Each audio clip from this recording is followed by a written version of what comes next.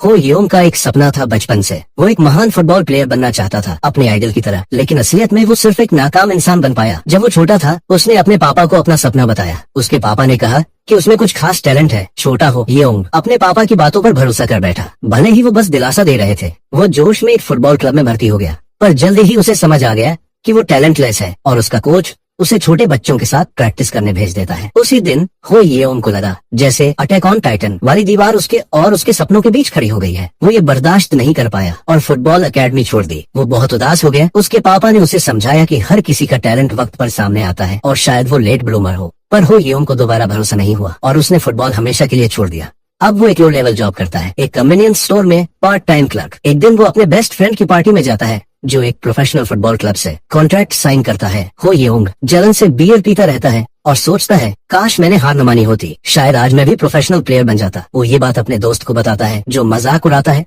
और कहता है अगर तू फुटबॉलर होता तो अब तक बैलन डी और अवार्ड भी जीत चुका होता। वो कहता है अब पछताने से क्या फायदा। हो येओंग को अपने कई छूटे हुए मौके याद आते हैं जो उसने डर की वजह से गंवा दिए थे। वो खुद को कोसता है और सोचता है काश मुझे फिर से एक मौका मिले, मैं अपना सपना जरूर पूरा करता। उसी वक्त उसका दोस्त पूछता है तो हमारे साथ फुटसाइड फुटबॉल खेलने चलेगा। हो येओंग को लगता है ये उसका मौका है खेल से फिर जुड़ने का और वो खुशी से साथ चला जाता है। वहाँ पहुँचते हैं तो उसे एक घमंडी लड़का दिखता है जो कभी एक प्रोफेशनल प्लेयर था लेकिन इंजरी की वजह से जल्दी रिटायर हो गया। हो येओंग की उससे बचपन से ही छनी हुई थी और ऐसा लगता है कि युनहो आज भी वो बात नहीं भूला। हमारा हीरो भी उससे बात करने की कोशिश भी नहीं करता। बाहर तेज बारिश हो रही थी लेकिन इंडोर स्टेडियम फुल था तो सबने बाहर ही खेलने का फैसला किया। गेम शुरू होती है। हो येओंग बॉल लेकर आगे दौड़ता है। कभी वो फॉरवर्ड खेला करता था और मानता था कि उसमें शारीरिक और तकनीकी स्किल्स एवरेज खिलाड़ी से कहीं बेहतर थी। वो खुद को प्रूव करना चाहता है कि अभी भी वो वही है। जैसे ही वो बॉल को गोल पोस्ट में मारने वाला होता है युनहो बॉल छीन लेता है। हो येओंग जानता है कि वो एक प्रो से नहीं जीत सकता, पर युनहो की घमंडी स्माइल उसे और उकसाती है। हो येओंग को हमेशा ऐसे चैलेंज की तलाश थी। अब वो युनहो से बॉल छीनकर उसे हराना चाहता है लेकिन वो कुछ नहीं कर पाता। युनहो जानबूझकर बॉल सीधा हो येओंग की तरफ मारता है उसे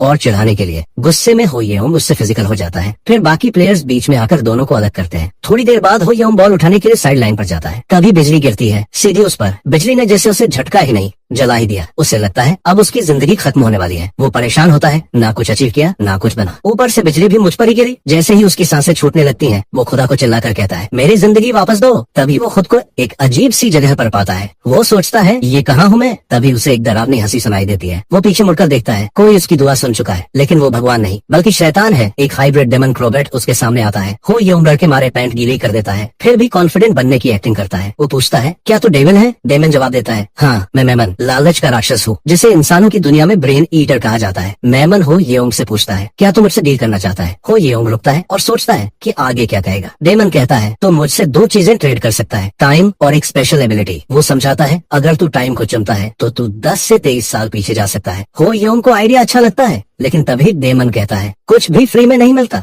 इसकी कीमत चुकानी होगी। डेमन हो येओंग की छाती में उंगली मारते हुए कहता है कि जितने साल पीछे जाएगा उतने साल उसकी लाइफ से कट जाएंगे। अगर मैं तुम्हारी जगह होता तो खुशी खुशी ये डील ले लेता। वो कहता है अगर वो 23 साल पीछे जाएगा तो उसकी उम्र में से 23 साल कम हो जाएंगे लेकिन किसी को नहीं पता कि उसकी कुल उम्र कितनी होगी। हो येओंग हंसता है और कहता है कि इसमें कोई दिक्कत नहीं है। वो सोचता है कि अगर किस्मत अच्छी रही तो उसकी उम्र 100 साल होगी और तब भी वो लंबा जी लेगा और अगर उससे कम भी जिया तो भी वो संतुष्ट रहेगा। अब डेमन दूसरे विकल्प की बात करता है, एक खास ताकत। डेमन बताता है कि वो एक ऐसी शक्ति दे सकता है जिससे हो येओंग दूसरों की टैलेंट्स अपने बना सकेगा। हो येओंग को ये बात थोड़ा अजीब लगती है लेकिन फिर भी वो ये ऑफर स्वीकार कर लेता है। हैरानी की बात ये होती है कि डेमन इस शक्ति के बदले कोई कीमत नहीं मांगता। हो येओंग मजाक में पूछता है कि क्या ये कोई अंडरवर्ल्ड की सोशल सर्विस है। डेमन कहता है बस बताओ कितने साल पीछे जाना चाहते हो। हो येओंग तुरंत समझ जाता है कि वो किस उम्र में जाना चाहता है। जैसे ही वो आंख खोलता है वो फिर से 10 साल का बच्चा बन चुका होता है। टीवी पर उसका फेवरेट फुटबॉलर दिख रहा होता है। वो चेक करता है कि उसका शरीर अब सच में बच्चे जैसा है और उसे पता चलता है कि वो पूरे 14 साल पीछे चला गया है। अब वो 3rd ग्रेड में है। वो हवा में पंच मारता है और सोचता है अब मैं सब कुछ हासिल कर सकता हूँ। तभी वो अपने मम्मी पापा को देखता है जो अब बहुत यंग दिखते हैं। डिनर के दौरान उसके पापा वही पुराना सवाल पूछते हैं, बेटा क्या बनना है। हो येओंग जवाब देता है फुटबॉलर। पापा पूछते हैं क्या अपने आइडल जेसन जैसा। हो येओंग मुस्कुराता है और कहता है उससे भी ज्यादा धमाकेदार। मम्मी पापा हंसते हैं और उसे चीयर करते हैं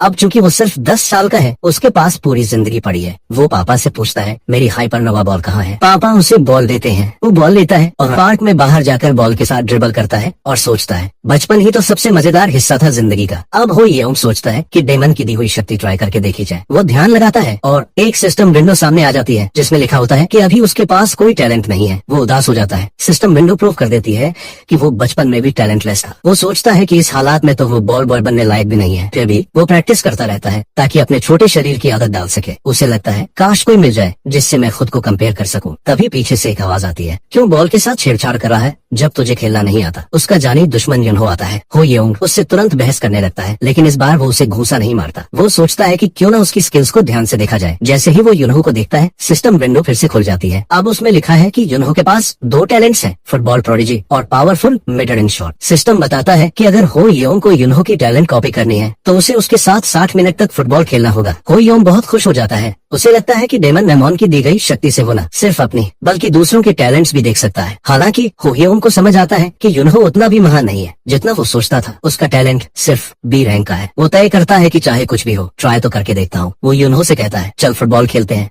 युनो उसका प्रस्ताव स्वीकार कर लेता है। वे दोनों 60 मिनट तक खेलते हैं, जहां युनो उसे बुरी तरह से पीटता है। युनो कहता है पेड़ के साथ खेलूं तो ज्यादा मजा आएगा, तू तो किसी काम का नहीं। लेकिन हो येउंग का मकसद पूरा हो जाता है। 60 मिनट बाद सिस्टम उसे 2 टैलेंट्स में से एक चुनने को कहता है और वो रैंक फुटबॉल प्रोडिजी टैलेंट को चुनता है। जैसे ही वो स्किल उठाता है, डेमन की मैजिक एक्टिव हो जाती है और वो टैलेंट उसकी स्टेटस विंडो में कॉपी हो जाता है। हो येउंग बहुत खुश होता है। अब वो युनहो के बराबर हो गया है। उसे पता है कि अब वो कितना आगे बढ़ सकता है, ये उसकी मेहनत पर डिपेंड करता है। लेकिन अब उसके अंदर कॉन्फिडेंस आ गया है। फिर हो येउंग युनहो को देखता है और पाता है कि टैलेंट कॉपी करने का मतलब ये नहीं कि ओरिजिनल पर्सन से वो टैलेंट चला जाएगा। युनहो के पास अब भी उसकी टैलेंट है। सिस्टम दिखाता है कि अगली टैलेंट जो सी रैंक की है, कॉपी करने के लिए उसे युनहो के साथ 50 मिनट और फुटबॉल खेलनी होगी। युनहो जाने लगता है, लेकिन हो येउंग उसे थोड़ा और खेलने के लिए कहता है। युनहो कहता है कि मैं किसी ऐसे बंदे के साथ नहीं खेलता जो खुद ही बेकार है। लेकिन हो येउंग उसे स्नैक्स का लालच देकर मना लेता है। आखिर युनहो अभी बच्चा ही है। फिर दोनों दोबारा खेलते हैं और 50 मिनट बाद हो येउंग थक जाता है, लेकिन अब वो युनहो की दूसरी स्किल भी कॉपी कर सकता है। युनहो कहता है कि तू तो एक ही प्रैक्टिस में काफी अच्छा हो गया है। हो येउंग मन ही मन मुस्कुराता है और उसका थैंक्स करता है। वो इतना खुश है कि सोचता है उसे अच्छे क्वालिटी के स्नैक्स दिला दो। लेकिन तभी युनहो कहता है तेरी मम्मी डांटेगी नहीं महंगे स्नैक्स खरीदने पर, तू तो गरीब फैमिली से है ना। ये सुनते ही येउंग को गुस्सा आ जाता है। उसे याद आता है कि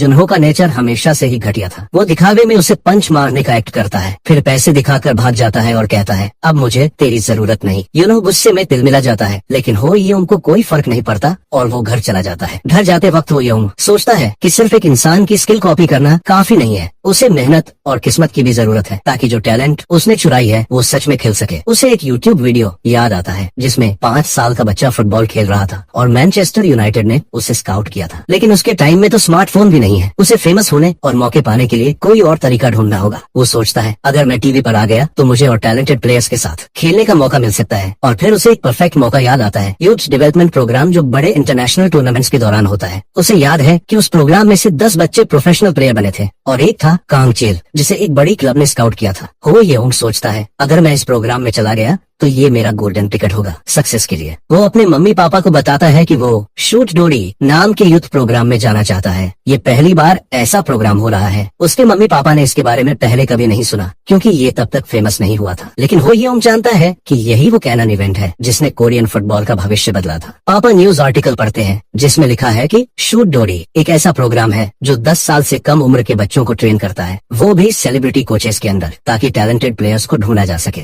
ऑडिशन जल्दी ही होने वाले हैं। हो येउंग अपने मम्मी पापा का हाथ पकड़कर कहता है मैं ये करना चाहता हूँ। वो दोनों सपोर्ट करते हैं और कहते हैं अगर तुम करना चाहते हो तो हम तुम्हारे साथ हैं। काश मेरे पेरेंट्स भी ऐसे होते। थोड़े समय बाद ऑडिशन का दिन आ जाता है। हो येउंग उस ट्रेनिंग फैसिलिटी में जाता है जहां ऑडिशन हो रहे होते हैं। ऑडिशन के जज होते हैं किम जोंग कुक जो एक सिंगर और पार्ट टाइम फुटबॉलर है और बाकी 2 जज शो की प्रोडक्शन टीम से होते हैं। प्रोड्यूसर को ज्यादा स्किल्स से मतलब नहीं होता। वो चाहता है ऐसे बच्चे जो व्यूअर्स का ध्यान खींच सके, चाहे टैलेंट हो या क्यूटनेस। वो बहुत सारे बच्चों का ऑडिशन लेते हैं और उन्हें चुनते हैं जो या तो अच्छे खिलाड़ी हो या फिर ज्यादा एंटरटेनिंग। अब बारी आती है येउंग की। प्रोड्यूसर देखता है कि उसका हाइट, लुक्स, रिज्यूमे सब कुछ एवरेज है। एक ही चीज उससे दूसरों से अलग है, उसका कॉन्फिडेंस। जजेस उससे कहते हैं दिखाओ तुम्हारे पास क्या है। हो येउंग उन्हें जगलिंग करके दिखाता है और सब जजेस उसकी परफॉर्मेंस से हैरान हो जाते हैं। प्रोड्यूसर सोचता है ये तो पक्का स्टार मटेरियल है। उसे नहीं पता था कि हो येउंग ने इस परफॉर्मेंस के लिए पूरा महीना प्रैक्टिस की थी एक 24 साल के आदमी के दिमाग और यूनहो से कॉपी की गई टैलेंट के साथ। हो येओंग ने सब जजेस को चौंका दिया जैसे वो कोई जीनियस हो।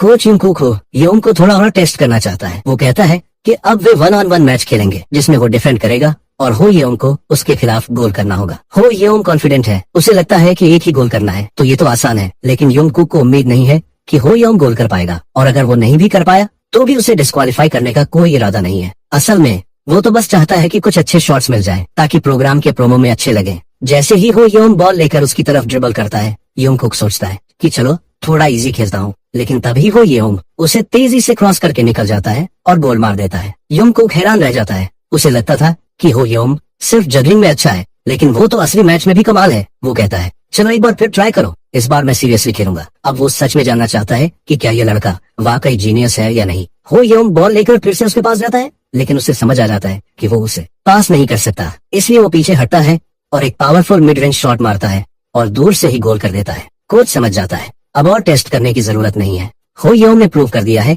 कि वो फुटबॉल में बहुत अच्छा है। हो येओंग भी नोट करता है कि प्रोडक्शन टीम का रिएक्शन पॉजिटिव था, इसका मतलब है कि उसका सिलेक्शन पक्का है।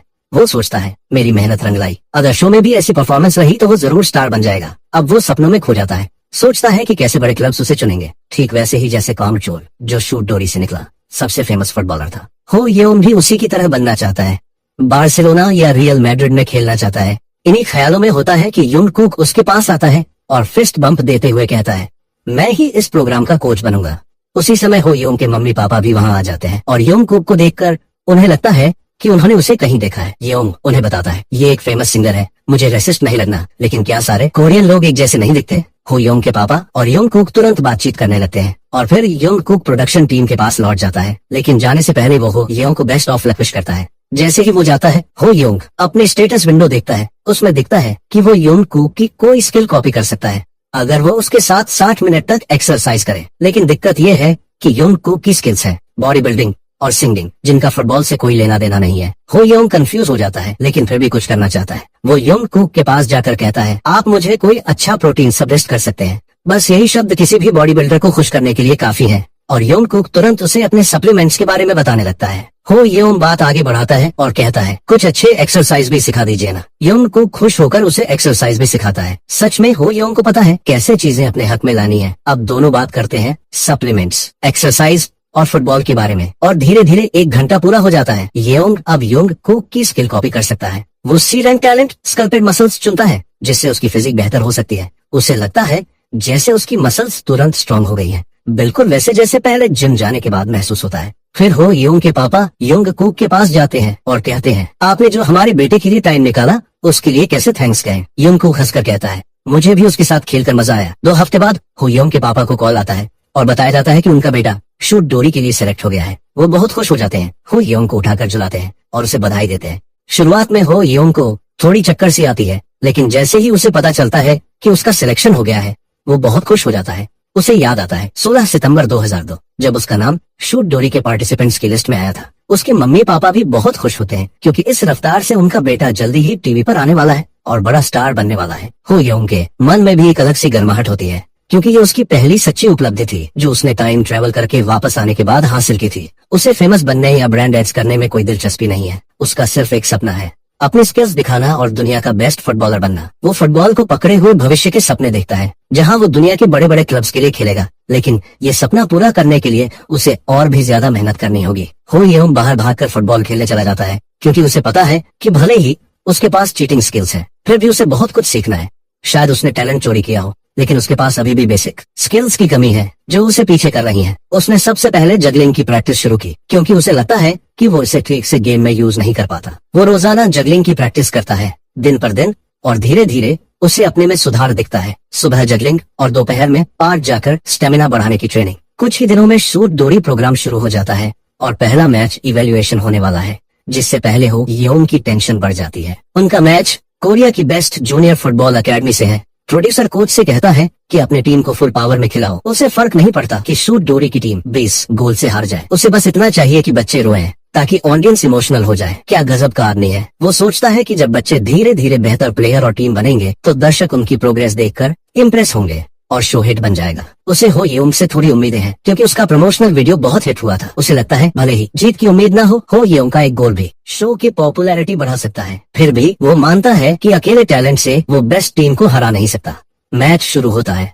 शूट डोरी टीम टॉस जीतकर गेम शुरू करती है। हो येउंग सोचता है कि भले ही सामने वाली टीम कोरिया की बेस्ट चिल्ड्रन फुटबॉल टीम है, लेकिन इस मैच से किसी को ज्यादा उम्मीद नहीं है। उसे लगता है कि ज्यादातर लोग तो बस चाहते हैं कि बच्चे क्यूट लगे और यही उसका शाइन करने का मौका है। येउंग बॉल को फुल पावर से शूट करता है और बॉल 2 डिफेंडर्स और कीपर को चीरती हुई नेट में जा लगती है। सब चौंक जाते हैं। हो येउंग ने किक ऑफ के तुरंत बाद मिडफील्ड से शानदार गोल कर दिया। फिर हो येउंग कैमरा की ओर भागता है। ये खेल के इतिहास की सबसे बड़ी चोरी है। उसे पता है कि गोल सेलिब्रेशन आइकॉनिक होना चाहिए, तभी खिलाड़ी याद रखा जाता है। इसलिए वो रोनाल्डो का स्यू सेलिब्रेशन चुरा लेता है, जबकि रोनाल्डो ने तो अभी वो बनाया ही नहीं था। पहले वो सिर्फ टैलेंट चुराता था, अब वो सेलिब्रेशन भी चुराने लगा है। इधर अपोजिट टीम के प्लेयर्स और कोच शॉट हैं क्योंकि हो येउंग का लेवल उनकी उम्मीद से बहुत ज्यादा है। उनके कोच सांग वुन सोचते हैं कि प्रोड्यूसर ने उन्हें झूठ बोला था जब कहा था कि शूट डोरी के बच्चे बहुत अच्छे प्लेयर नहीं है। सांग वुन खुद नेशनल लेवल प्लेयर रह चुका है और वो पहचानता है कि हो येउंग का गोल वाकई शानदार था। उसे लगता है कि हो येउंग का टैलेंट नेचुरल है। उसका शूटिंग टेक्निक इतना परफेक्ट है कि उस उम्र के बच्चों में बहुत ही कम होता है। उसे लगता है कि लड़के में बहुत पोटेंशियल है। जैसे जैसे गेम आगे बढ़ता है वो बड़ी एकेडमी टीम लीड ले लेती है। भले ही हो येउंग की शुरुआत जबरदस्त रही हो, वो भी काफी थक चुका होता है, जबकि मैच तो मिनी स्टेडियम में ही हुआ था। उसे लगता है कि उसके टीममेट्स उतने अच्छे नहीं हैं जितना उसने सोचा था। कुछ तो अपनी मीडियोकर परफॉर्मेंस से खुश हैं, तो कुछ चोट लगने के कारण रो रहे हैं। हो येउंग सोचता है कि ये सब थोड़े निराशाजनक है, लेकिन इससे कोई फर्क नहीं पड़ता क्योंकि वो सब ट्रेनिंग के लिए ही तो आए हैं।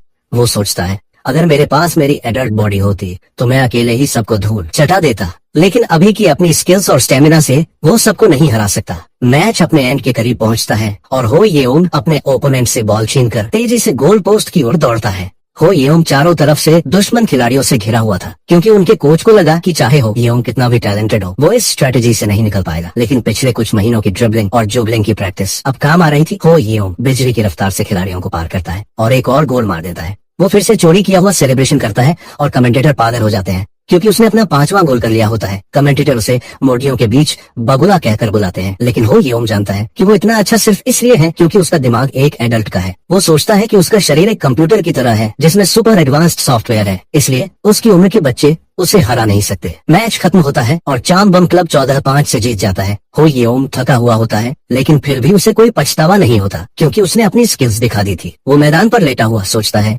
कि अब इतना काफी है स्टार बनने के लिए, और वो सही सोचता है। कमेंटेटर भी कहते हैं कि भले ही कौन जीता, लेकिन MVP तो हो येउंग ही है क्योंकि उसने अकेले 5 गोल मारे। प्रेजेंटर उसका इंटरव्यू लेता है और पूछता है कि कैसा लग रहा है। हो येउंग बोलता है अब भी भूख लगी है। ये लाइन भी उसने एक फेमस फुटबॉलर से चोरी की होती है। इंटरव्यू के बाद वो दौड़कर अपनी मम्मी को गले लगाता है। माँ पूछती है क्या खाना खाएगा डिनर में, चल आज सेलिब्रेट करते हैं। हो येउंग बोलता है चिकन खाना है। तभी सामने से सांग वुन दूसरी टीम के कोच आता है। वो खुद को इंट्रोड्यूस करता है और कहता है कि हो येउंग की फुटबॉल स्किल्स ने उसे गूज बम्प्स दे दिए। फिर वो मम्मी से बात करता है और सीधा मुद्दे पर आता है, मैं आपके बेटे को ट्रेन करना चाहता हूँ। माँ चौंक जाती है और पूछती है क्या सच में उसमें इतना टैलेंट है। सांग वुन जवाब देता है हमारी अकादमी में बच्चों। अगर आप इस वीडियो का पार्ट 2 देखना चाहते हैं तो नीचे कमेंट करें और वीडियो को लाइक करना ना भूलें।